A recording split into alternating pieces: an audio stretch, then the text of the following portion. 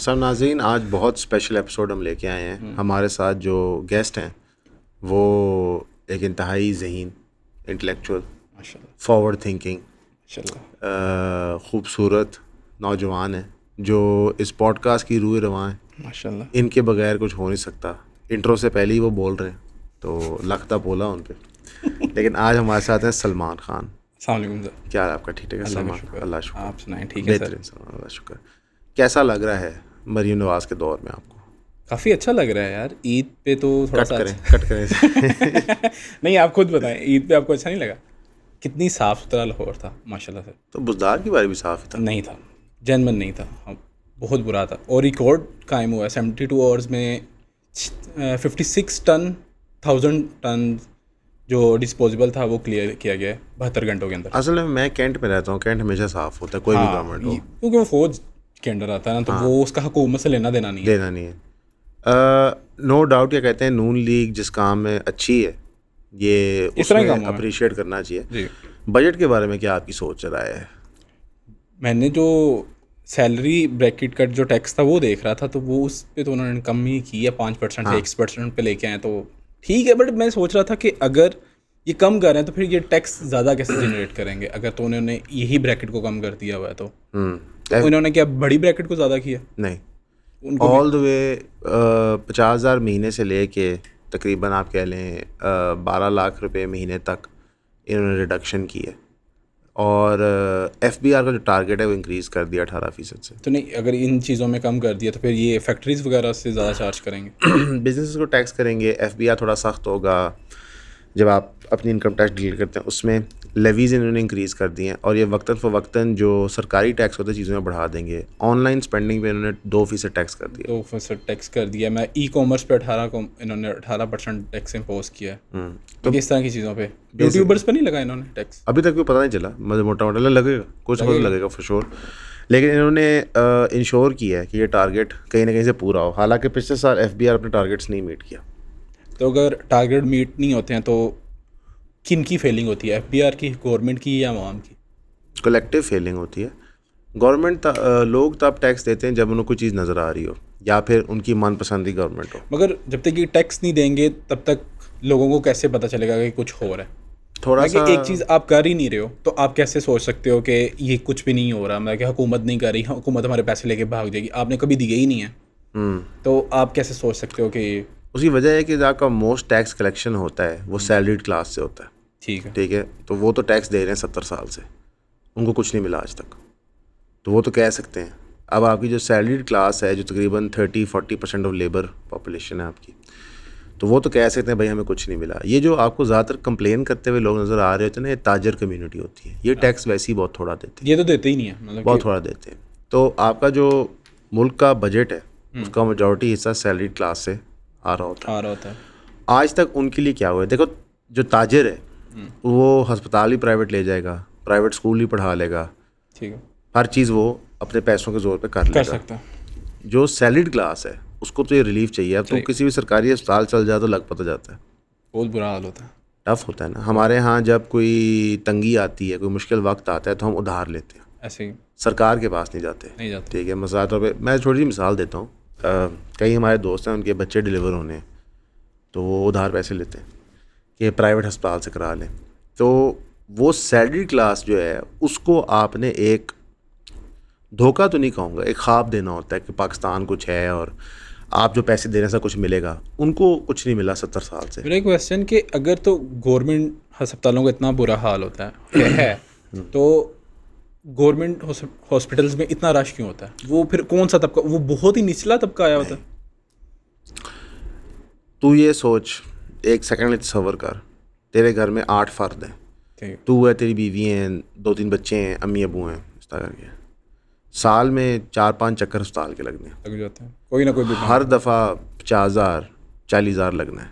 ठीक है, अब तेरी साल की उधार लेने की कैपेसिटी लाख रुपए है, वो तूने ले ली। ले लिया। अगला ख़र्चा है, क्या करें? सरकारी अस्पताल जाएगा। फिर जो आपकी लोअर इनकम ब्रैकेट है जो तकरीबन 44% है पॉपुलेशन का, जो पॉवर्टी लाइन से नीचे है, वो सरकारी अस्पताल जाएंगी। 25 करोड़ का 44% 10 करोड़ बनता है।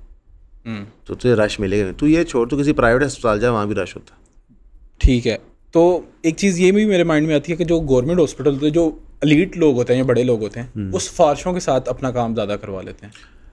गवर्नमेंट हॉस्पिटल के ना कुछ डिपार्टमेंट्स हैं, क्योंकि सरकार की असूल ये है कि जो भी नई टेक्नोलॉजी आती है ना सर्जरी के हवाले से, वो एक पोर्शन सरकार के पास आना होता है। लाइक अगर मैं प्राइवेट इदारों में कोई चीज़ मंगवाता हूँ, मैं सरकार को देनी है, तो अक्सर औकात ये होता है कुछ टेस्ट के लिए वो आपको सरकारी इदारों में भेज देते हैं, प्राइवेट डॉक्टर भी। तो वहाँ पे लोग सिफारिश लगा के अपने टेस्ट पहले करवा लेते हैं। या कार्डियोलॉजी का यूनिट है जेल रोड है, बड़ा अच्छा, वहाँ पे करवा लेते हैं, तो वो तो चल रहा है, पैसे भी चलते हैं वहाँ पे, करप्शन भी बहुत ज़्यादा हो रही होती है, तो वो उस तरह को अकोमोडेट करते हैं। तो सरकारी अस्पताल में भी उनको प्राइवेट फैसिलिटी मिल रही होती है, लेकिन ये आम बंदे के लिए तो नहीं है जो मेजॉरिटी ऑफ पाकिस्तान है। हर बंदे के इतने लिंक्स नहीं होते हैं, चक्कर ही कोई नहीं है हर बंदा।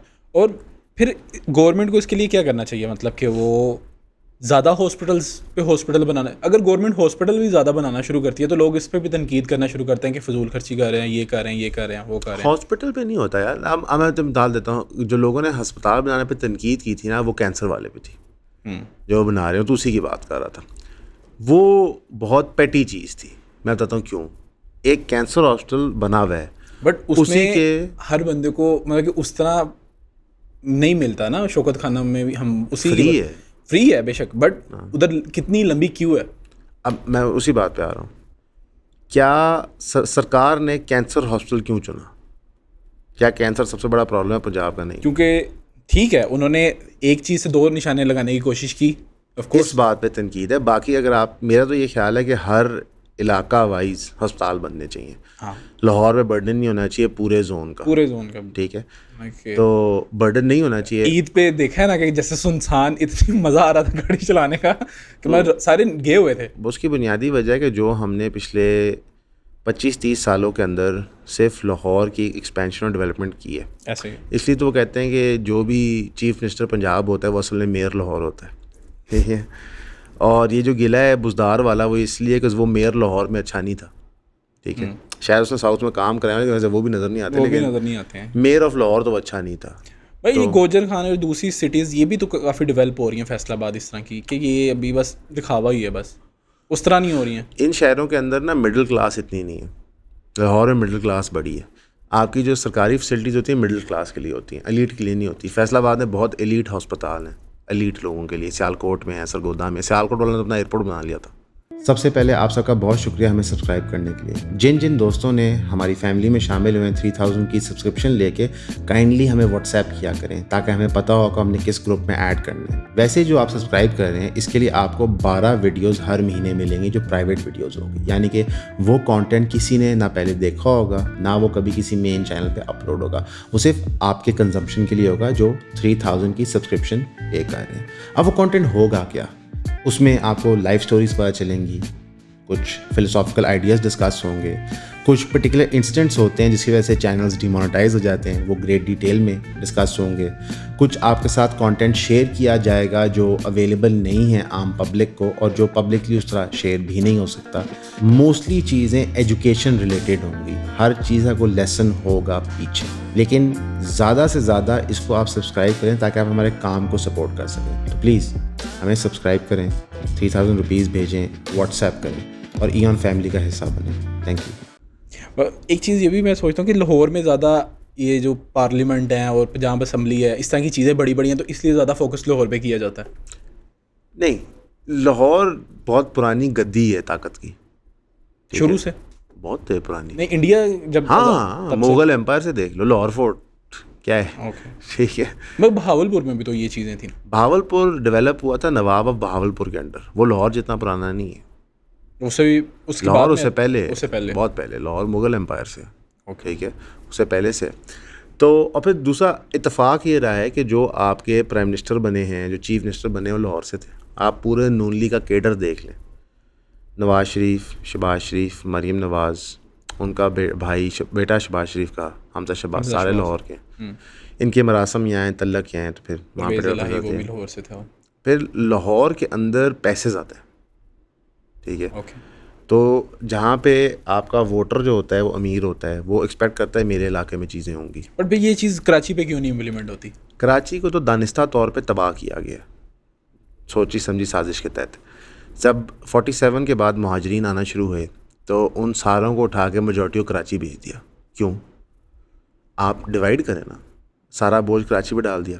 अब कराची के अंदर एक सिंधी कम्युनिटी थी और उसके ऊपर मुहाजिरीन आ गए। ठीक। उसके बाद कराची क्योंकि पोर्ट सिटी था और बाकी शहर इतने डेवलप नहीं थे, तो पूरे पाकिस्तान का काम का लोड वहाँ आता था। फिर कराची की एक्सपेंशन और डेवलपमेंट किसी प्लान के तहत नहीं हुई। ठीक है। फिर जब पीपल्स पार्टी का कमर तोड़नी थी तो MQM को पजीराई दी ज़ियाउल हक ने, वहाँ पे MQM और PPP के फसादात करवाए। उसके बाद जब MQM का ज़ोर बहुत पकड़ गया तो फिर वहाँ पख्तून कम्युनिटी को तैयार किया गया, बलोच कम्युनिटी को तैयार किया गया। तो कराची सीट ऑफ पावर थी 90s तक। ठीक है। उस सीट ऑफ पावर को तबाह किया गया और उसकी रिप्लेसमेंट लाहौर शहर बनी। अब आपके जो मेजर डिसीजंस हैं वो लाहौर और पिंडी से हो रहे होते हैं। कराची को साइडलाइन कर दिया गया। साइडलाइन हो गया। Karachi in end of itself 40% GDP है स्टिल अभी तक। हाँ, तो ज़ाहिर है बंदरगाह है यार। सवाल ही, आपका जितना माल आ वो रहा है, सारा कराची आ रहा है। जितना माल जा रहा है कराची से जा रहा है। कराची से ठीक है। वो इंडिया ने एक लाहौर वाली तबाह भी तो किया ना भाई। हाँ, हमारा बंदरगाह तबाह हो गया, नहीं तो पहले तो पता ही है लाहौर से भी सी। लाहौर चीज़ बहुत तरक्की होती, इधर से बहुत एक्सपोर्ट हो रहा था। तो कराची को दानिस्ता तौर पे तबाह किया। फिर अगर तू देख, Karachi, Lahore, Peshawar, Pindi, Faisalabad, Sialkot, Gujranwala to some extent, इनके अलावा मुल्तान थोड़ा बहुत, बड़े शहर कोई नहीं है। मगर अब लोगों को सबको नजर आ गया कि हमने तबाह कर दिया, तो उसे रिवाइव क्यों नहीं किया जा रहा है? कराची इम्पॉसिबल टास्क है। को अब ये पॉसिबल हो ही नहीं सकता। तुझे पैर पे कट लगता है, उसी वक्त तू ठीक कर ले कोई मसले, तो उस पर दवाई नहीं लगाता, फैलता जाता है, उसमें एंड में गैंग्रीन हो जाता है। जब गैंग्रीन होता है फिर टांग कटती है। पैर कटवा लें। तो कराची का उन्होंने ये हाल कर दिया। कराची का जो सोल्यूशन है वो अगले 25-30 साल की बहुत मेहनत पे शायद हुए, अगर आज से शुरू होते हैं तो। अब आप समझेंगे आज से आप लग गए हैं, 30 साल बाद का कोई सोल्यूशन सामने आता है। और फिर कराची की जो पैसे है ना, जिस तरह न्यूयॉर्क है, न्यूयॉर्क का प्रॉब्लम सॉल्व नहीं हो सकता। बहुत पैसा है वहाँ पे, बहुत होमलेसनेस है, बहुत क्राइम है, करप्शन है, क्योंकि पैसे का एक बाय प्रोडक्ट की चीज़ें होती हैं। ये पैसे के साथ साथ चीज़ें आती हैं। अब कराची का 40% GDP का है और आपकी GDP है 400 बिलियन। ठीक है, तकरीबन 180 बिलियन एक शहर में, वो शहर में। तो उस शहर पे हर चोर की नज़र है, हर किस्म के चोर की, चाहे वो स्ट्रीट क्रिमिनल हो, चाहे वो सियासी क्रिमिनल हो, चाहे वो किसी डिपार्टमेंट का क्रिमिनल हो, कराची देख रहे हो। अब उस 180 बिलियन को उन्होंने अपनी तरफ खींचना है, जो जिसकी हैसियत औकात है। तो कभी कभार बहुत ज़्यादा सक्सेस भी रेसिपी फॉर डिज़ास्टर होती है, बहुत ज़्यादा आंखें भी चीज़ को तबाह कर। इसका मेन रीज़न आपको अब क्या लगता है कि वहाँ पे ये जो क्रिमिनल एक्टिविटी है ये ख़त्म कर दी जाए, क्रिमिनल एक्टिविटी या सियासत, पूरी पॉलिटिशियन जो जमात है उसे ख़त्म कर दिया जाए तो ये सही होना स्टार्ट होगा? कोई स्टेप्स तो होंगे ना। चल क्रिमिनल एक्टिविटी की बात कर लेते हैं। क्रिमिनल एक्टिविटी वहाँ कब ख़त्म होगी? जब रोज़गार होगा, कह सकते हैं। जाहिर है, मैं कि कोई भी बच्चा, लोग रोज़गार मैं के तरीके होते हैं, मैं कि वहाँ पे हर बंदा तो नहीं, अब वहाँ पे 100 बंदा है, चलो 40 हम लगा लेते हैं, 30 बंदे चोरी कर रहे हैं, 70 तो कमा ही रहे हैं ना। चोरी भी उन्हीं बंदों से हो रहे हैं जो कमा रहे हैं। आप बात नहीं समझे, क्राइम के लेवल है। कराची में जो सबसे बड़ा इस वक्त एक फ़िज़िकल लिविंग का प्रॉब्लम है, 3-4 हैं। एक पानी है, बिजली है, स्ट्रीट क्राइम है। पानी का डिस्टिलेशन प्लांट जब भी लगता है वो फेल कर जाता है कि उस पर करप्शन ही होती है। जो बिजली है वहाँ पे पूरी एक कंपनी को आपने आउटसोर्स की हुई है, कराची इलेक्ट्रिक को। ठीक है, आप उसके गुलाम हैं। जो स्ट्रीट क्राइम है वहाँ पे इतना अनडॉक्यूमेंटेड बनता है। कराची की पॉपुलेशन बताई जाती है 2-2.25 करोड़ से बहुत ज़्यादा है, बहुत ज़्यादा। ठीक है, कराची के तो ये तय नहीं हो पाता कि हिस्से क्या हैं। हर वक्त रीमैपिंग हो रही थी कि ये डिवीज़न हमारा है कि नहीं, ये इलाका हमारा है कि नहीं। तो आप लोगों को जब तक मैप नहीं करेंगे, उनकी रोज़गार नहीं पैदा करेंगे, तो वो क्या करेंगे? मजबूरी के तहत करेंगे। फिर क्राइम स्ट्रीट का जो है वो इस वजह से भी हो रहा है कि वहाँ पे असला अनलाइसेंस्ड बहुत आम हो गया। इस चीज़ों पे क्रैकडाउन हो तो सकता है कि नहीं हो सकता? हो सकता है कि क्यों करेंगे क्योंकि वही जो स्ट्रीट क्रिमिनल हैं वो सियासी तंजीमों का पार्ट हैं। फ़हीम कमांडो क्या था, यंग लेवल से उठा, ऑर्गेनाइज क्राइम में ऊपर आया, उज़ैर बलोच, ये सारे लोग। फिर जितने भी छोटे छोटे शूटर वहाँ फिर रहे हैं सड़कों के अंदर, जो मोबाइल के पीछे बंदे मार रहे हैं, इनके अज़ाइम क्या होते हैं? 10 मोबाइल चोरी कर लिए, 15 कर लिए, 20 कर लिए, फिर किसी ने कह दिया उसको गोली मार दो, 50,000 दे देंगे, 20,000 दे देंगे। इस तरह होता है। मुंबई शहर है, वो बॉलीवुड का हब है, वहाँ पे स्ट्रीट क्राइम बहुत ज़्यादा है। पूरे के पूरे इंडिया का जो गैंगस्टरिज्म है सारा वहाँ मुंबई में, मुंबई फिल्माया जाता है। तो बहुत ज़्यादा पैसा एक जगह पे हो तो ये प्रॉब्लम आती ही आती है। फिर कराची की कोई एक सिंगल सकाफ़त नहीं है, जो मल्टी कल्चरल सोसाइटियाँ हैं ना, उनमें ये प्रॉब्लम ज़्यादा नज़र आना शुरू है, जिनको कहते थे melting pot, like New York, London.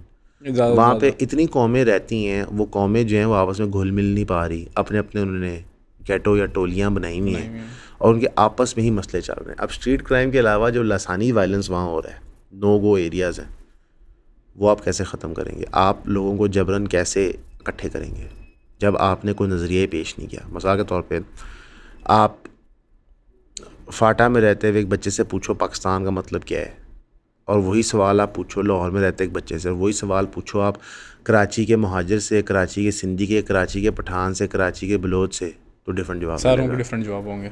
तो जब आपके पास एक सेंट्रल नज़रिया नहीं है तो आप लोगों को इकट्ठा नहीं कर सकते। तो हर कोई अपनी अपनी कम्युनिटी का दफा सोच रहा होता है, उसमें क्लैश होता है, कॉन्फ्लिक्ट होता है। हालांकि ये चीज़ लाहौर में भी तो डिफरेंट कौमें आई, बट इन्हें तो एक ही तरह। लाहौर में एक बहुत बड़ी मेजॉरिटी है पंजाबी, बहुत बड़ी।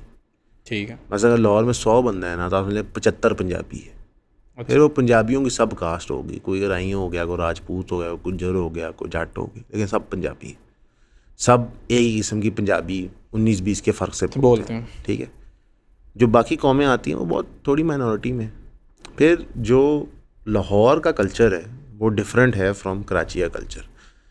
लाहौर के कल्चर के अंदर हमसाया क्या कर रहा है, रिश्तेदार क्या कर रहे हैं, ये ज़्यादा हमारा वक्त इसमें गुजरता है। कराची के अंदर कोई किसी से बात नहीं करता एक्स्ट्रा, बड़े शहर वाली फीलिंग है, सब तेज़ी से अपने कामों पे जा रहे हैं। वो लाहौर से भी फास्ट है बहुत ज़्यादा। आप तुम कराची जाओ तो आप लगता है किसी और दुनिया में आ गए हो। अच्छा, बिल्डिंग्स में चकाचक बंदे भरे हुए हैं, लोग सड़क पे तेज तेज आगे पीछे जा रहे हैं, हर कोई कारोबार बिजनेस कुछ ना कुछ एक्टिविटी कर रहा है। लाहौर में तो दिन में हम 2 वीडियो बनाए तो कहते हैं उस दिन हमने 4 बनाई थी ना, हमने 4 नहीं, हमने कहा कि तार साहब आके तालियां क्यों नहीं बजा रहे हमारी। तो ये एक माइंडसेट होता है ना। अब मैं बताता हूँ, कराची में हमने शूट किया 2 दफ़ा किया। एक दिन उन्होंने 5 पॉडकास्ट की, ठीक है। मेरे अलावा सारा स्टाफ सोच का था। आप समझो कि हमारी शूट पे ना 4 एक लोग इन्वॉल्व होते थे। एक कैमरामैन था, एक ऑडियो का बंदा था, 2 एडिटर बैठे हुए थे, एक एडिटर बैठा था और कॉफ़ी चाय वाला। हम सुबह 9 बजे शुरू हुए हैं और रात 10 तक उन्होंने चू नहीं की। होता है ना कि बंदा सारा दिन है कुछ नहीं। और 10 बजे फिर मैंने दोपहर का खाना मैंने उनको खिलाया और रात को मैंने खाने में कहा नहीं, हमने घर जाना है।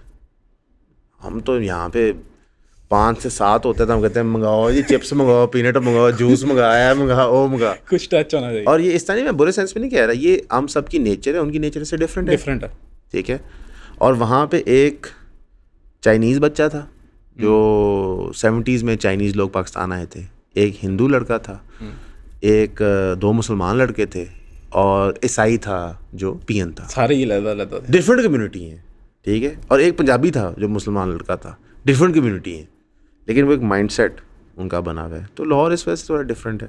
बट ये चीज़ तो देखे ना, फिर एक्सेप्ट भी तो उन्होंने कर लिया ना कि एक ही जगह पे इतनी कम्युनिटी काम कर रही है, मतलब कि एक्सेप्ट तो कर लिया ना। मैं यही तो कह रहा हूँ कि जब ये लोग अपने कामों पे जाते हैं वहाँ एक्सेप्ट कर लेते हैं, जब ये वहाँ से बाहर निकलते हैं तो इनका कल्चर नहीं है उस तरह। ओके, ठीक है। मैं कि वो मसलन कि जब वो अपने दफ्तर के 9 to 5 से बाहर आ गए हैं, वहाँ पे प्रॉब्लम्स एग्जिस्ट करते हैं। और खैर मैं तो एक बहुत, आप समझो, एलीट जगह पे था, एलीट दफ्तर था, उसके अंदर ये लोग थे, सारे बहुत पढ़े लिखे थे, इस तरह के था। जो एवरेज बंदा है वो बहुत डिफरेंट है।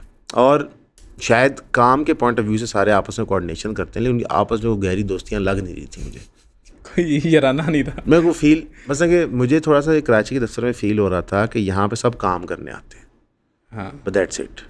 अच्छा, लोग इसको अच्छी क्वालिटी के तौर पर प्रेजेंट करते हैं, लेकिन मैं इसको किस तरह सोचता हूँ कि आपने 365 दिन जहाँ काम करना है, भाई मैं तो पागल हो जाऊँगा मेरी दोस्ती ना हो। आप किसी से दूसरी बात नहीं, बस 9 to 6 आपने एक ही जॉब करनी है, सुबह आए शाम को उठ के चले गए, तो वो तो तेरे सामने हम काम पे आते हैं, काम भी करते हैं, ऐसे नहीं करते काम तो अब तो करते हैं। जितनी वीडियोस हम प्रोड्यूस करते हैं कोई नहीं कर रहा। ठीक है। अब तो कराची वाले भी नहीं कर रहे, सवाल पैदा नहीं होता। ठीक है। लेकिन को बातें होती हैं, कोई शुगल होता है, कोई हंसी मजाक, किसी को छेड़ना होता है, को खा लेते हैं चीज़ को, तारा साहब को छेड़ते थे अक्सर। ठीक है।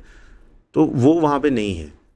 अगेन क्योंकि वहाँ पे वायलेंस इतना ज़्यादा हो गया है तो फालतू बात नहीं करते वायलेंस के डर से। वहाँ पे बेसिक ह्यूमन लिविंग के मसले हो गए पानी के, कि उनके पास टाइम नहीं होता हमारी तरह बकवास करने के। हमारा यहाँ पानी दूसरी भी आ रहा टेंशनें है। नहीं है जो हमें तो बिल्कुल नहीं है, उनको वो टेंशन है मतलब कि मैं बताता हूँ, हमने जो दोपहर खाना खाया था ना, तो वो तो समझ के यहाँ से निकल और एक्सट्रैक्शन तक जाना है, ठीक है। ठीक है। अब मैं और तू फैसला करें तो कुछ भी सोचा नहीं जाएगा, हम चल पड़ेंगे। हाँ।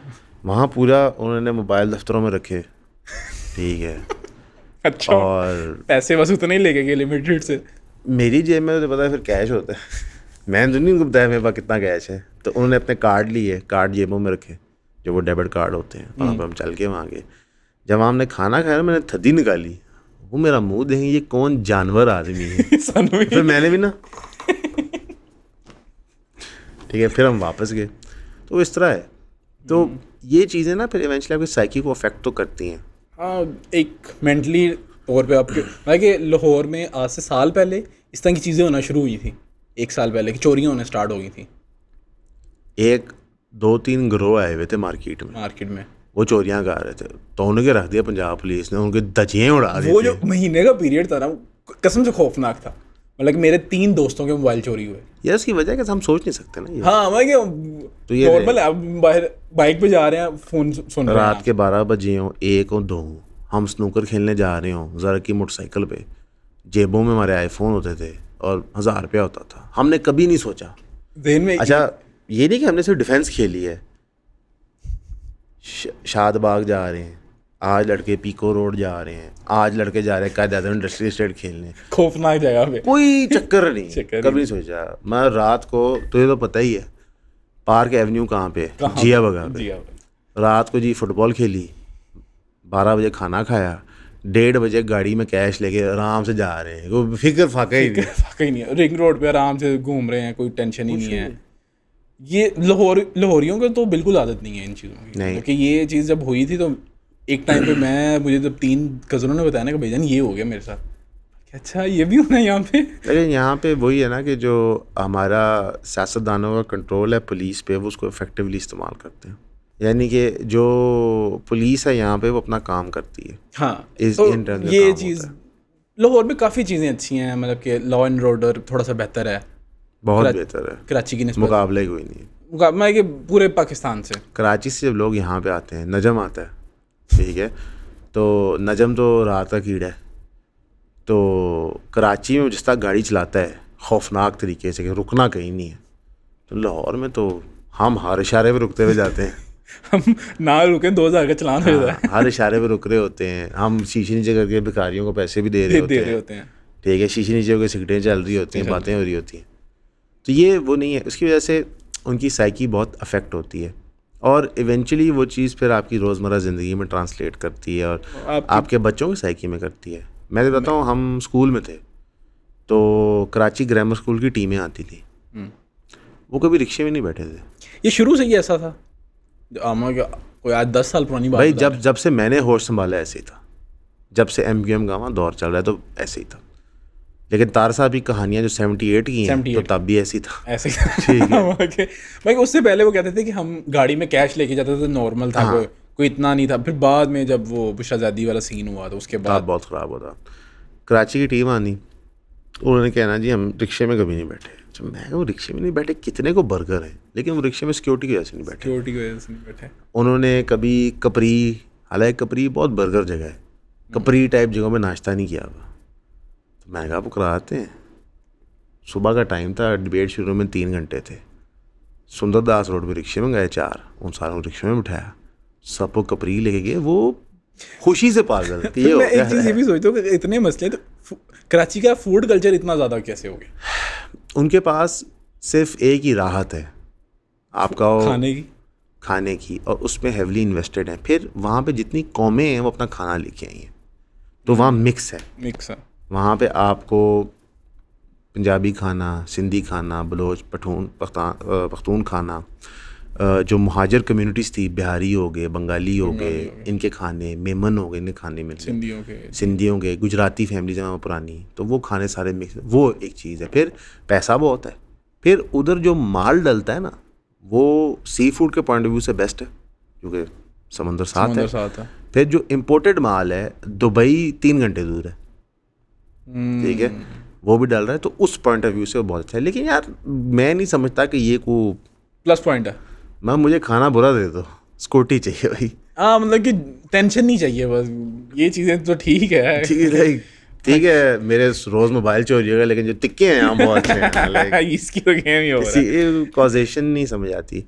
तो कराची में या सिर्फ बहुत अमीर गार्डों वाले पॉलिटिकली कनेक्टेड लोग हैं, या एक बहुत बड़ी मिडिल क्लास है जो बस अनथक मेहनत कर रही है। बाकी लाहौर में तो ये गार्ड वाला कल्चर भी बैन करती है कि डाला आपने पीछे, पंजाब गवर्नमेंट ने बैन कर दिया कि अच्छा आप पीछे किया। डाला नहीं रख सकते, उसके अच्छा पीछे किया। गार्ड नहीं रख सकते आप। तो भाई अच्छा किया ना कि यहाँ ज़रूरत नहीं, कराची में वो कहना है तो मैं क्या समझ ज़रूरत है तुम्हें कराची में जन्म, लाइक कराची में अगर तुम लैंड क्रूजर लेके फिर रहे हो 10 करोड़ की गाड़ी, तो ब्रो लाइक मसले हैं, आपको चाहिए पीछे आप डाला। रखें। लाहौर में आप क्यों रख रहे हैं? मत तूने और मैं, हम कितने क्रूजरों वालों को जानते हैं जो अकेले फिरते हैं, ऐसे ही है। अकेले हाँ। अकेले फिर अकेले अगर वो सिंगल बंदे की गाड़ी चला रहा अकेला। हालांकि मैं तो कहता हूँ कि तू ज़ाया कर रहा है पैसों का, था तो क्या, तो 10 अकेला करोड़ जा रहा में है। सड़क पे लेकर घूम रहा है। तो वो डिफरेंस है, तो अच्छी बात है। नहीं, और दूसरा यार ये पुलिस का काम है सिक्योरिटी इंश्योर करना। अगर सिटीजन्स ने हेल्थ केयर भी खुद करना है, हर चीज़ खुद करनी है, सिक्योरिटी भी खुद करनी है, तो आप घर चले जाएं, फिर बैठ जाएं। तो ये अजीब सा एक माजरा है। मगर इस चीज़ को अगर वो बैन किया तो वो नॉर्मलाइज ज़्यादा करने के लिए ये अच्छा है। नहीं वो मुनासिब है, मेरा ख्याल है इसमें कोई दिक्कत नहीं है। लेकिन जब हम बजट की बात कर रहे थे भाई, बजट तो मुझे उसमें कोई रिलीफ नज़र नहीं आया। कोई रिलीफ नहीं आपको फील होती? अब जो ये सैलरी क्लास पैसे बचाएगी, उम्मीद ये है, सरकार ये कर रही है कि ये जो पैसे हैं ये इकॉनमी में जाएगा। मिसाल के तौर पे लेट से तेरी तनख्वाह है 50,000 रुपया महीना, तू पहले लेट से 5,000 रुपया दे रहा था, अब तू 1,000 रुपया देगा। जो तू 4,000 बचाएगा ये तू अब खर्च करेगा, ठीक है। ठीक है। इसकी उम्मीद है कि जी उसमें इकॉनमी में एक इफेक्ट आएगा। ये इन्वेस्टमेंट में जाएंगे, ये खर्चे में ही जाएंगे मेरे, बेसिकली बाइंग पावर ही ज़्यादा होगी इससे। भाई 4,000 रुपये जो तेरे फालतू बचेंगे, तो जो 5-2.5 रुपया पेट्रोल पे लेवी लगे, तेरा फूफा देगा, तू ही देगा ना, नहीं दूंगा। ठीक है। तो वो सरकार को उस ज़रिए से आ जाएगा। तो नेट इफेक्ट कुछ भी नहीं है, तुम्हें कोई रिलीफ नहीं है, तुम्हारा उतना ही पैसा लगेगा। पहले तुम सरकार को डायरेक्टली दे रहे थे, अब तुम इनडायरेक्टली दे रहे हो कि उन्होंने थोड़ा ठीक है। चक्कर घुमाया। वैसे ही रुपये डिवैल्यू हो गया है, वैसे ही चीज़ें महंगी हो गई हैं, तो कोई तुम्हें बचत नहीं होनी। इसी वजह से बिजनेस में पैसा नहीं जाएगा, नहीं जाएगा। बड़े बिजनेस में तो नहीं जाएगा। जो लोग कह रहे हैं ना प्रॉपर्टी तेज़ होगी, मुझे तो नज़र नहीं आ रहा। अच्छा, स्टॉक मार्केट ऊपर जाएगी? स्टॉक मार्केट ऊपर जाएगी, लेकिन उसकी और वजूहत है। स्टॉक मार्केट का जो टोटल मार्केट वॉल्यूम है बहुत थोड़ा है पाकिस्तान का, और स्टॉक मार्केट के अंदर ना आप $20 मिलियन आज ले जाएं तो ऐसे हिलना शुरू हो जाती है। $20 मिलियन आप लाहौर की एक सड़क पे ले जाएं, किसी को फ़र्क नहीं पड़ता। नहीं पड़ता। फिरोजपुर रोड पे ले जाएं, कोई नहीं फ़र्क पड़ेगा। रायमंड रोड पे कोई फ़र्क नहीं पड़ेगा। कोई वो कहते हैं ना, वॉल्यूम बहुत बड़ा है, कुआं बहुत बड़ा है, तो वो कुआं इतने थोड़े पैसों से भरता नहीं है। 2 लाख घर जो सरकार ने अनाउंस किए हैं, अब उसकी क्या रियलिटी है वो अगले 2 महीने पता चलेगी। मगर इतने घर, इतनी सोसाइटीज़ अनाउंस कर दिया, मतलब कि कैसे पूरी होंगी? मुझे तो समझ नहीं आती कि मरीम नवाज़ ने एक 3 मरले वाली स्कीम भी लॉन्च की और फिर उन्होंने गरीबों के लिए, तो ये एक टाइम पे कैसे ये मुकम्मल होंगी? अभी तक वो LDA सिटी जो था, क्या था, LDA फ्लैट्स, एडलिव, वो नहीं कुछ भी उनका बना। बस ये आशियाना आपके सामने ही बना है। आशियाना तो फिर चलो कुछ नज़र आ जाता है कि मतलब नहीं कि लेकिन कितने साल में, हाँ ये कह सकते हो कि कितने सालों में, बट कुछ ना कुछ नज़र आता है। बट LDA सिटी तो मुझे तो लगता है वो तो 10 सालों में भी नज़र नहीं है, वो तो ख़त्म ही हो गया। नहीं वो तो काम हो रहा है, फ्लैटों पे काम हो रहा है। सरकार का अनाउंस पड़े ना 10-12 साल कहीं नहीं गए, 15 साल कहीं नहीं गए, घरों वाले स्पेशली। और क्या इसकी ज़रूरत थी? I don't think so. हाँ, ज़रूरत जितनी सोसाइटीज़ आ गई हुई हैं, तब क्या ही वो उनकी नहीं। सोसाइटीज़ का इशू नहीं है, सरकार का काम नहीं आपको मकान देना। मैं भुट्टो साहब ने कहा था रोटी कपड़ा मकान, उनका काम नहीं है। सरकार का काम है अपॉर्चुनिटी बनाना। कि वो लोग खुद बनाएं। हाँ, आप घर मत बना के दें, आप वो पैसा स्पेंड करें पाकिस्तान में इंडस्ट्री को रिवाइव करने के लिए, वो स्पेंड करें ताकि लोगों को रोज़गार मिले। अब जितनी आपकी टेक्सटाइल का नुकसान हुआ है, कितने लोग बेरोज़गार हुए, तकरीबन आपकी मेजॉरिटी टेक्सटाइल इंडस्ट्री बंद पड़ी हुई है। अब वो जो सारी लेबर फोर्स थी वो कहाँ गई है? सरकार पूछ रही है ये कि नहीं? उनको घर देने से कोई फ़र्क नहीं पड़ेगा, खर्चे ही बदलेंगे, घटेंगे नहीं। उनको रोज़गार के मौके क्रिएट करके देना है, उस पर सरकार इंटरेस्टेड नहीं होती कि उसमें एफर्ट लगता है। उसमें आपको बैठ के नेगोशिएट करना पड़ता है टेक्सटाइल मिल ओनर से या डिफरेंट ऑर्गेनाइजेशंस के ओनर से कि अब हम क्या करें, उसके लिए लॉन्ग टर्म पॉलिसी बनानी है। उसमें हम ये नहीं कह सकते कि हमने आपको लैपटॉप दे दिया या हमने आपको मकान दे दिए। तो ये इस तरह की चीज़ें कितनी देरी है, जो टेप्स लगाना पैचेस पे, ये कितनी देरी ये चलाएंगे ये चीज़ को? देखो, बाकी ये लॉन्ग टर्म नहीं सोचते हैं। 47 से 71 तक हम टेपे लगाते रह गए ईस्ट और वेस्ट पाकिस्तान का रिश्ता जुड़ जाए, ईस्ट पाकिस्तान लहदा हो गया।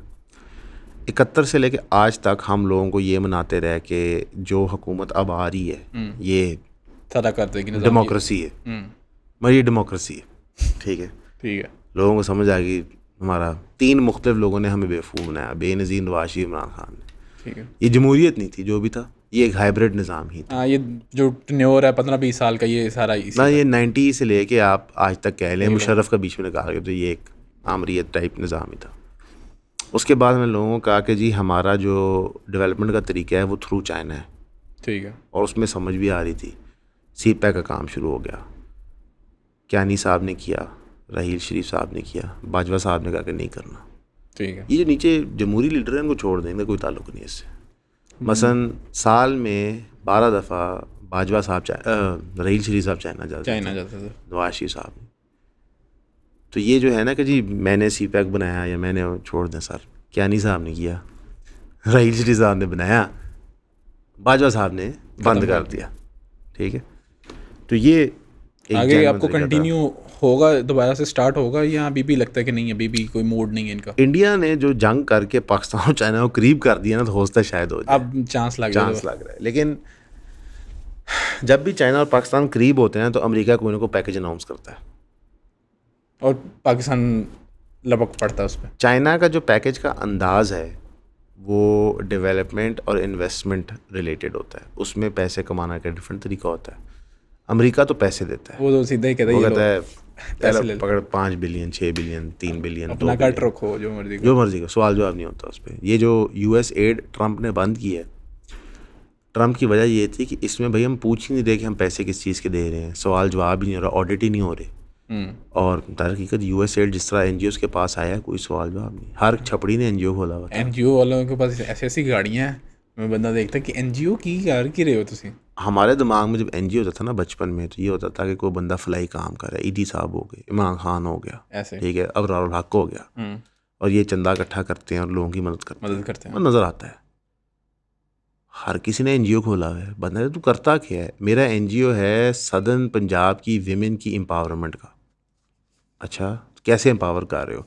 हम उनको सैनिटरी पैड्स दे रहे हैं घर घर जाके। मैं कहा तालीम उनके पास है नहीं, मर्द उनको कत्ले आम कर रहे हैं, तू उनको सैनिटरी पैड दे रहे वो ज़रूरी है सर, क्योंकि उसके लिए मिलियंस ऑफ डॉलर्स मिल रहे थे और वो पैसे कमाई जा रहे थे। और हमारे बड़े दोस्तों ने नौकरियां की NGOs में, मसलन के 22 साल का लड़का स्पार्टर किसी यूनिवर्सिटी से पढ़ के 50,000 70,000 की नौकरी मिलती है, 2.25 लाख तनख्वाह है। अच्छा, पूरे डिपार्टमेंट में 10 बच्चे बची हैं, ओके, यानी कि तकरीबन 20 लाख तनख्वाह है, उनके ऊपर मैनेजर है 5 लाख में।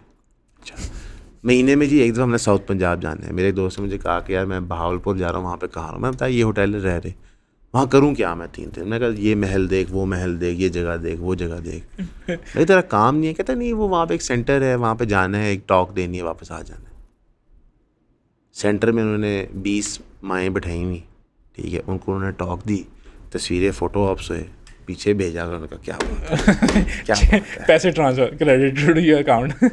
तो वो बड़ा एक अजीब सा, तो अमेरिका का पैसे देने का स्टाइल डिफरेंट है, चाइना का डिफरेंट है। चाइना एक्चुअली चीज़ों में इन्वेस्ट करता है और आपको चीज़ें बना के देता है। चाइना कहता है बिजनेस करो, उधर से हमें कमा के खुद भी कमाओ और हमें भी दो। इसका मैं आपको बहुत घटिया मिसाल देता हूँ। अमेरिका करता है PPP स्टाइल चोरी, चाइना कहता है नून लीग स्टाइल करो, कि भाई शुगर मिल लगाओ उससे पैसे कमाओ, स्टील मिल लगाओ उससे पैसे कमाओ, ठीक है, ये जो टेंडरों के पैसे हैं इन्हें छोड़ दो। तो ये जो एडवांस्ड नेशन स्टेट्स हैं उनका फॉर्म ऑफ करप्शन भी है। अब ट्रंप करप्शन इस तरह नहीं करेगा कि ट्रंप जो है अपने बेटे को तो कह देगा तू नेशनल हाईवे का ठेका ले ले, नहीं। ट्रंप प्रेसिडेंट बनेगा तो वो एक कॉइन लॉन्च करेगा, लोग उसमें पैसा लगाएंगे, ठीक है। बाइडन प्रेसिडेंट होगा, वो यूक्रेन की पावर कंपनी में अपने बच्चे को रखवा देगा, उसका कॉन्ट्रैक्ट करवा देगा सरकार के साथ, अन्ना पैसा आना शुरू हो जाएगा। ये इस तरह करते हैं। नैन्सी पेलोसी बहुत उनकी पुरानी कांग्रेस वुमन है, वो दुनिया की सबसे अच्छी स्टॉक ब्रोकर है। उसकी जो स्टॉक इन्वेस्टमेंट होती है ना, वो 25 से 30% बढ़ती है। अच्छा। वॉरेन बफेट की इतनी नहीं बढ़ती। इनसाइडर ट्रेडिंग कर रही है, ठीक है, इस तरह पैसे कमाते हैं। तो चाइना कहता है थोड़े बड़े हो जाओ, इस तरह पैसे कमाओ, छोड़ दो ये वाले काम बच्चों ये वाले काम बच्चों वाले। तो वो कभी सूट करता है, कभी नहीं करता। तो मे बी पोस्ट इंडिया की जंग के जब चाइना हमारे गुण गा रहा है तो शायद को फिर मोहब्बतां सच्चियाँ हो रही हैं। लेकिन हम डिज़र्व नहीं करते यार, हम ये वाली मोहब्बत नहीं, हम डिज़र्व नहीं करते, हम संजीदा लोग नहीं हैं। हम संजीदा तो वाकई नहीं है, हम किसी भी चीज़ को सीरियस नहीं लेते। हमने फौज को, जंग को सीरियस नहीं लिया था। जंग को मत लें हम सीरियस लेना ये नहीं होता कि आप मजाक ना करें, आप मजाक करें, शोगल लगाएं, हंसी मजाक हर चीज़ करें, लेकिन आप अपने काम को काम समझें और आप ओवरऑल बेहतरी का सोचें। यहाँ पे हर कोई अपनी बेहतरी का सोचता है। क्योंकि एक पॉइंट पे ये ठीक भी तो है कि मतलब कि कोई किसी का एहसास नहीं करता, तो आपने अपना ही सोचना है। क्योंकि एंड ऑफ द डे मैं क्या अपने घर में आप इन्हें घर के घुमा के लाना है और खिलाना भी घर में खुद ही है। कैपिटलिस्ट इकोनॉमी का प्रॉब्लम ये है ना कि हर बंदे ने अपना सोचना है। उस अपने सोचने के चक्कर में दो रास्ते बनते हैं, या आपको ग्रेट ईजाद करें जिसके ज़्यादा दौलत कमाएं, या किसी के सर पे पैर रखें। अब आज से 2.5 साल पहले जो हमारा माइंडसेट था वो डिफरेंट था, पिछले 2.5 साल में डिफरेंट है। महंगा नहीं बचता यहाँ पे, ठीक है। तो हम कहते हैं वीडियो को बेहतर करो, जेब से पैसे लगा रहे होते हैं, एफर्ट कर रहे होते हैं, अजीब सा लगता है। बल्कि पहले 1 साल तो किसी को यकीन नहीं था आपस में भी कि हम कर क्या रहे हैं, ठीक। उससे पहले हमारा क्या माइंडसेट था, हर सेल एजेंट छुरी थी, एक दूसरे से बात करना पसंद ना करें सेल के हवाले से। वैसे सारा दिन हम मफरूज़े करते रहते थे। जब महीने के एंड पे कमीशनें मिलने, सारे चेक छुपा रहे होते थे, कोई किसी को नहीं बताता था। तो जो बोनसेस तकसीम होते थे टीमों में, उसका कोई किसी को नहीं बताता था, बिल्कुल चुप रहते थे, ठीक है। मुझे तो सारा पता था ऑब्वियसली, आप मालिक हैं, आप दे रहे होते। तो मैं फिर देखता था, अच्छा ठीक है, इतने ले फलां से छुप रहा है, फलां से छुप रहा है। फिर कॉफ़ी शॉप भी नहीं जाना ना, और किसी ने पैसे ना देने, तो मैंने कहना यार तू ना कर, अच्छा नहीं लगा। तो वो माइंडसेट नहीं ठीक। ये जो माइंडसेट है ना कि बस हमने कम्पीट करना है, ये नहीं ठीक, ये नेचुरल नहीं है। अल्लाह ने इंसान को अलहदा पैदा ही नहीं किया। इस सोच से ना एक माशरे के अंदर लोनलीनेस आ जाती है। जो ये वेस्टर्न ममालिक का फैमिली स्ट्रक्चर ब्रेक डाउन है, इसमें कैपिटलिज्म का बहुत ताल्लुक़ है। वहाँ पे जो इस वक्त एवरेज मर्द और औरतें हैं 30 साल और उससे उम्र से कम, वो एक दूसरे को दुश्मन के तौर पे देखते हैं। ये मेरे पैसे के पीछे है, ये जो है ये मेरे से ये चाहती है, ये इस तरह उन्होंने सेक्स को कमोडिटी बना दिया। और हर चीज़ वो उस तरह देख रहे होते हैं कि मेरी बच्ची खूबसूरत से खूबसूरत हो, महंगे से महंगे रेस्टोरेंट, उसके लिए वो पैसे कमाते हैं। ये तो अगेन ये अच्छी चीज़ नहीं है। तो आप क्या सोचते हैं कि सारों को मैं एकजा होकर रहना चाहिए, एक दूसरे का ख्याल करना चाहिए, मतलब कि कम्पीट नहीं एक दूसरे से करना चाहिए, कि सारों को एक साथ आप काम करें, व्यापार करें, नौकरी करें, लेकिन वो आपकी सारी पहचान नहीं हो सकती। आपका इखलाक आपकी पहचान होना चाहिए। आपकी जो रिलेशनशिप्स हैं फैमिली के, फ्रेंड्स के, ये आपकी पहचान होनी चाहिए। पैसे नहीं पहचान हो सकते। अगर पैसे पहचान होंगी तो फिर मलिक रियाज हीरो है, ईदी साहब नहीं, ईदी साहब नहीं।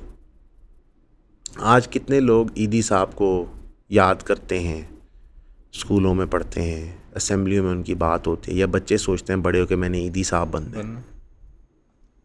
जीरो। कितने लोग सोचते हैं। मैं मलिक रियाज साहब को टारगेट नहीं कर रहा, मलिक रियाज साहब एक आर्केटाइप है, एक एग्जांपल है ना वो, मैं सबको उनका पता है, तो जो लोग सोचते हैं उनके बारे में, पब्लिक फिगर हैं बहुत बड़े। तो हमने जो जहन साजी करनी है वो वेस्ट के मुताबिक नहीं करनी। हमारे पेरेंट्स भी तो यही सोचते हैं ना कि ए वाली डिग्री करा दो, या रिश्तेदार भी ऐसे पैसे बोते हैं। तो उन्होंने गलत सोचा ना, तो ये तो बिल्ट इन तो वहाँ से ही हुआ है ना। कुछ नहीं होता, वो गलती कर सकते हैं।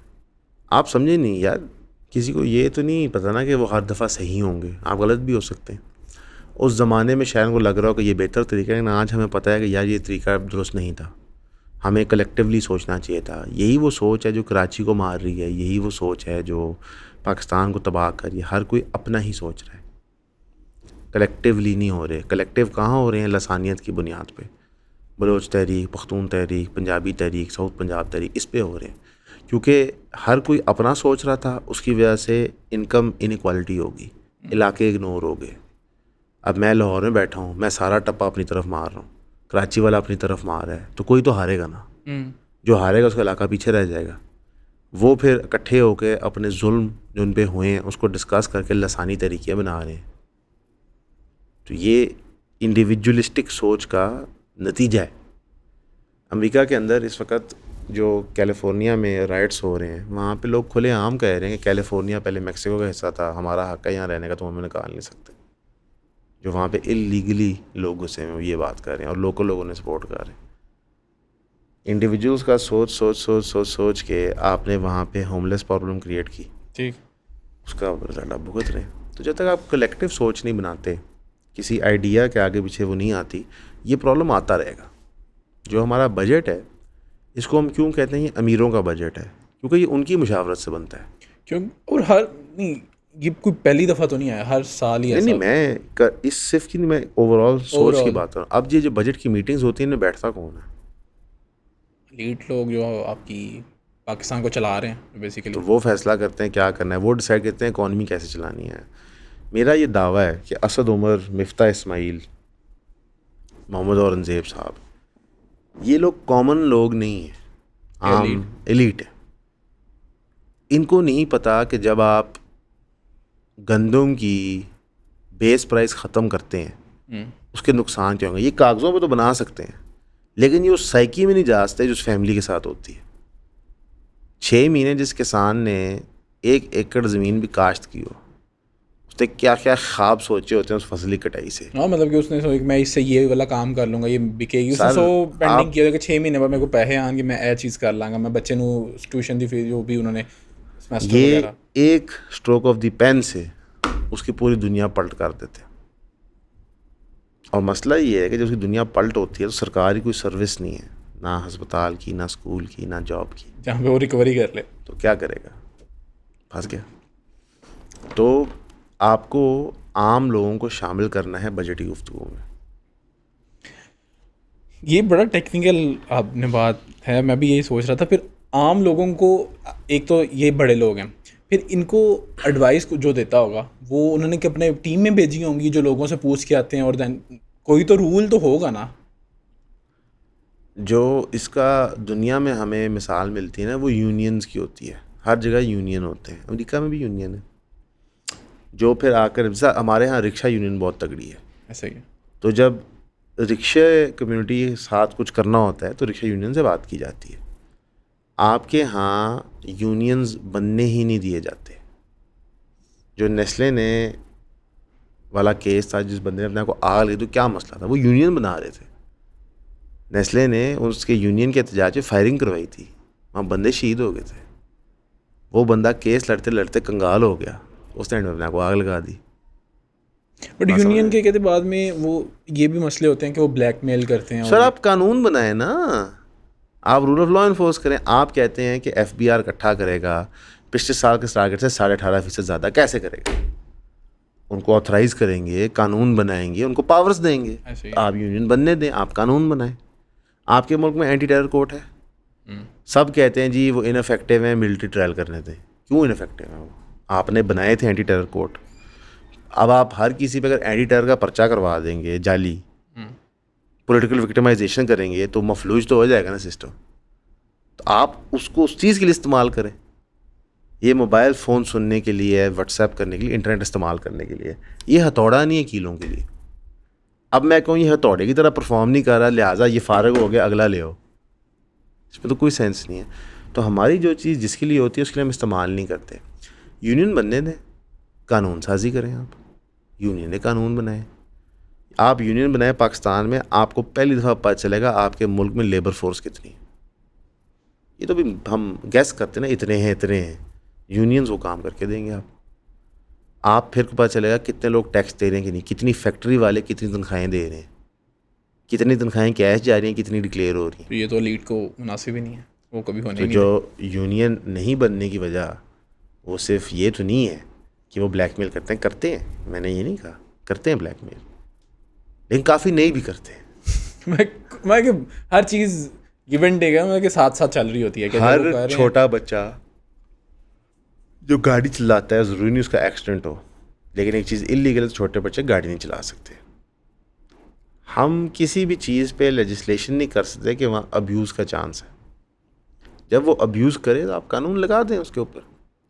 तो यूनियंस के अंदर भी आपको अलाउ करना पड़ेगा ताकि आपका जो सिस्टम है उस पर पहली दफ़ा मैपिंग हो सके कि भाई हो क्या रहा है। मैपिंग ही तो नहीं करवाने चाहते सर, कौन करवाना चाहता है? अपने पे नज़र रखवाना कौन चाहता है? ये इनकी मजबूरी बन जाएगी और आज नहीं तो कल को करवाना पड़ेगा, इसके बगैर सिस्टम चल नहीं सकता। गवर्नमेंट ये कर देगी? गवर्नमेंट क्या क्या नहीं करती है एंड में, जब मजबूरी बनती है, जब इनफ लोग एक मांग करते हैं, मार्केट की तरफ पुश करती है। फिर मुझे अगर तो आपको ये लगता है कि फिर लोग हमारे सोचते हैं ना, उन्हें शऊर नहीं आ रहा, वो चीज़ें ये डिमांड नहीं कर रहे हैं। क्योंकि आप कह रहे हैं और पिछली नस्ल ने कहा था कि आप सिर्फ अपने बारे में सोचें, क्योंकि पिछली नस्ल ने अगली नस्ल को ये समझाया कि अगर तुम्हें एक पूरी जनरेशन ने ये बताया कि सिर्फ अपने पैसे कमाओ, खुद कमाओ, तो तुम यूनियन क्यों बनाओगे? तुम मुखबरी करोगे यूनियन के ख़िलाफ़। हम मीर जाफ़र बनने के पैसे देते हैं, सही है। ठीक है, और फिर लोग कहते हैं कि हमारी कौम ही गंदी है। कौम गंदी नहीं यार, कौम मजबूर है। भूखा बंदा तो मजबूर है, मजबूर होता है, वो तो पेट के लिए लड़ रहा है। जो छठा फ्रीज़ा है इस्लाम का अनऑफिशियल सिलसिला खुराकिया, तो आपको भाई जब पैसा नहीं है, आपको पैसा देंगे तो आप नाचेंगे। क्या बाकी नेस्ले के मुलाजमीन को नहीं पता था उस बंदे के साथ क्या हो रहा है जिसने अपने आप को आग लगा दी थी? पता था, क्यों नहीं बोले? तनख्वाहें अजीज़ थी।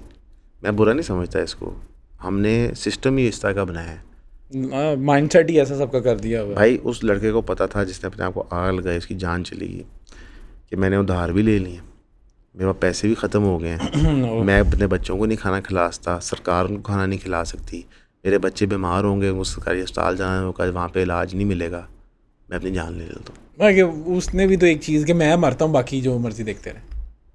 जब इंसान के ऊपर ये प्रेशर हो ना, तेरे बच्चे हैं तो ये आइडिया है, जब बच्चा बिलबिलाता है और तेरी जेब में फूटी कौड़ी ना हो, तेरी मोटरसाइकिल में तेल ना हो, तेरे पास किसी से पैसे लेने की गुंजाइश ना हो, तेरे पास कोई इदारा नहीं जहाँ तू जा सकता है, तू क्या करेगा? हम सुनते हैं ना कि मियाँ बीवी और बच्चे पटरी पे जाकर उन्होंने खुदकुशी कर ली, ये होता है। तो ये सारे के सारे गुनाह सरकार के बेटे जा रहे हैं। सरकार जितना गुनाह कमाती है ना, आप तसव्वुर नहीं कर सकते। सरकार 25 करोड़ लोगों की जिम्मेदार है। हाँ, तो जो ये लोग सुसाइड कर रहे हैं, जो लोग भूख नंग की वजह से मर रहे हैं, जो लोग दहशतगर्दी के हमलों में मर रहे हैं, उस दहशतगर्दी को जिसको हमने खुद बनाया है, ठीक है, तो ये तो भाई अल्लाह इनके लिए आसानियाँ करे। बहुत मुश्किल में ये इनका अल्लाह आसानियाँ करे, बहुत मुश्किल है। अगला आप हजरा असद को जितना मर्जी चूम लें, इतने जल्दी नहीं, बस खत्म, हमने ही पब्लिक करनी है। हम यहाँ पे इसको आप देखिए, हमारा हर जो सियासी लीडर है हज करने जाता है। माशाल्लाह, खान साहब भी गए, शहबाज शरीफ साहब भी गए, नवाज शरीफ साहब भी गए। इस साल 65,000 लोगों के हज नहीं हुए पैसे देने के बावजूद। बट ये गवर्नमेंट की फेलिंग में काउंट होगा कि ये जो प्राइवेट एयरलाइंस वगैरह जिन्होंने ये जो एजेंट थे उन्होंने ये चावल मारी है। सरकार यहाँ से पैसे गए सऊदी गलत अकाउंट में, इज्तिमाई तौर पे। हमारी सरकार को सऊदी अरेबिया को समझाना चाहिए था कि तुम इसको एडजस्ट करो। नहीं किया, 65,000 लोग फंस गए। खुद शहबाज शरीफ साहब हज कर रहे हैं, मुनासिब नहीं है ना। सर वो तो फिर हुक्मरान है ना, लीडर है ना आपके। अल्लाह जिसको ताकत देता है ना, उसकी आजमाइश बहुत बड़ी करता है। आसिम मुनीर साहब ने अपने आप को फील्ड मार्शल डिक्लेयर करवाया है, लेकिन क्या इसका मतलब वो समझते हैं? जो उनको इस वक्त इख्तियारात हैं, उसका जब सवाल जवाब होगा तो कैसे पूरी करेंगे? मैं ऐसे डरता हूँ। मैं ये सोचता हूँ कि अगर मैं फील्ड मार्शल हूँ या मैं प्राइम मिनिस्टर हूँ तो मैं तो सो ही ना पाऊँ। बोझ होता है ना, तूने किसी का 50,000 देना हो, एक प्रेशर होता है, वो प्रेशर हम फील करते हैं। तो ये इतना बड़ा बोझ है, ये लोग फील ही नहीं करते। यूज्ड टू हो जाते हैं मेरे ख्याल से। 33 साल हो गए मुझे, मैं तो यूज्ड टू नहीं हो पाया अभी तक। नहीं, आप सेल करते हैं तो आप यूज्ड टू नहीं हो गए वो सेल के प्रेशर से। नहीं, हर दफ़ा होता है, हर दफ़ा वो होता है कि तारा साहब डिसअपॉइंट ना हो जाएं, हम टारगेट अचीव ना कर पाएँ। ये जो एक बेहिसी है ना माशरे के अंदर कि मैं लेट हो गया तो क्या हो गया, मैंने झूठ बोल दिया तो क्या हो गया, ये नहीं होनी चाहिए इंसान। ये नहीं होनी चाहिए। मैं ये नहीं कहता कि आप आपसे झूठ नहीं, आप झूठ बोलेंगे, आप लेट भी होंगे, लेकिन आपको उस पर बेहिस नहीं होना, बेहिस नहीं होना आपको चाहिए। उस चीज़ का मैं ठीक है क्या कर लें, नहीं, फील होना चाहिए। फील होनी चाहिए कि यार ये आपने गलती की है तो कम से कम कि हाँ रिग्रेट है यार, मुझे कल से टाइम से कोशिश करनी चाहिए कि ये मैं चीज़ जो ये बात करता हूँ कि यार आप जो टाइम पे नहीं आते ना, तो आप अपना करैक्टर तो दिखा रहे हैं लेकिन आप अगले की इंसल्ट कर रहे हैं, वो चीज़ मुझे तकलीफ़ देती है। मैं कहता हूँ यार ठीक है आप कभी बार लेट हो जाते हैं, इट्स ओके, लेकिन हैबिचुअली ये तो इस तरह है कि तुम रोज़ सुबह के मेरे मुँह पे चपेट मार रहे हो, और मैं कह रहा हूँ क्यों मार रहे हो मुझे समझ नहीं आ रही, लेकिन ये इतनी नॉर्मल बात है कि मेरी वाली बात लगती है गलत, लगता है गंगा में उल्टी बहा रहा हूँ, जेन्युइनली मुझे लगता है, लेकिन ये मुआशरे के लिए नॉर्मल है। आपका मैं मिसाल देता हूँ, आज 2 बजे हमारे दफ्तर एक बंदे ने मीटिंग करने आना है, मजाल है 2 बजे वो आ जाए। अब मैंने पूरा दिन प्लान किया होता है, ऐसा ही है, मैंने ये पॉडकास्ट करनी है, मैंने जाना है, बच्चों को स्कूल से ना घर छोड़ना, वापस आना है, 1:30 और 2 के दरमियान मैं अपने कमरे में बैठ के लंच करूँगा, जब मैं गोल्फ की वीडियो देखूंगा, तुम सबको पता है, ठीक है, मोस्ट प्रॉब्ली चने अंडे होंगे, ठीक है, वैसे पुलाव बने हो, फिर पुलाव और चने अंडे होंगे तो उसके बाद 2 बजे मीटिंग है, 3 बजे वो ख़त्म होगी, फिर न्यूज़ पैकेट मीटिंग है, फिर अमाना क्लिप है, फिर लाइव है। ऐसे ही अब वो 2 बजे वाले 2 बजे नहीं आए तो क्या होगा, सारा प्लान डिस्टर्ब हो जाएगा।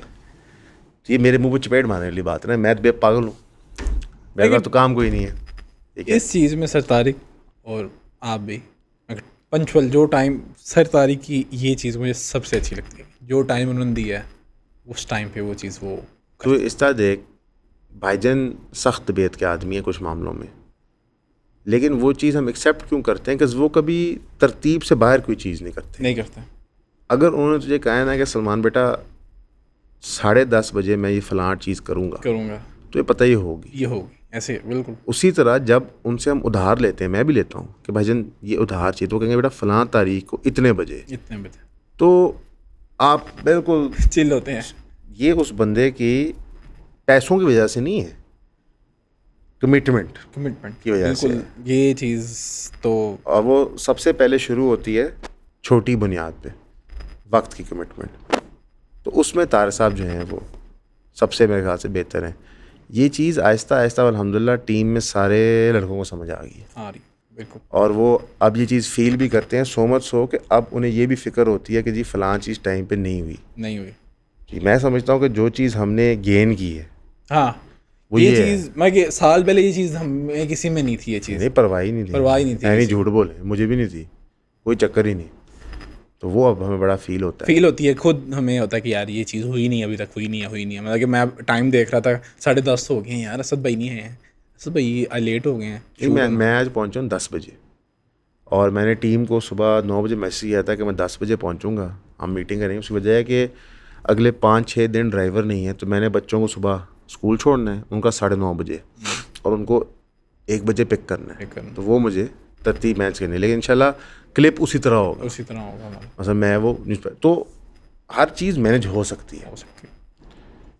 सलमान साहब बहुत शुक्रिया आपका आने का पॉडकास्ट पे, आपका शुक्रिया, आपने बहुत कीमती अपनी राय दी है चीज़ों पे। Thank you sir. जो आपकी इंसाइट्स होती हैं नून लीग के बारे में, बजट के बारे में, ये अवाम उन्नास याद रखेगी। अच्छी नहीं थी, वीडियो को वायरल करें सलमान को फेमस करें।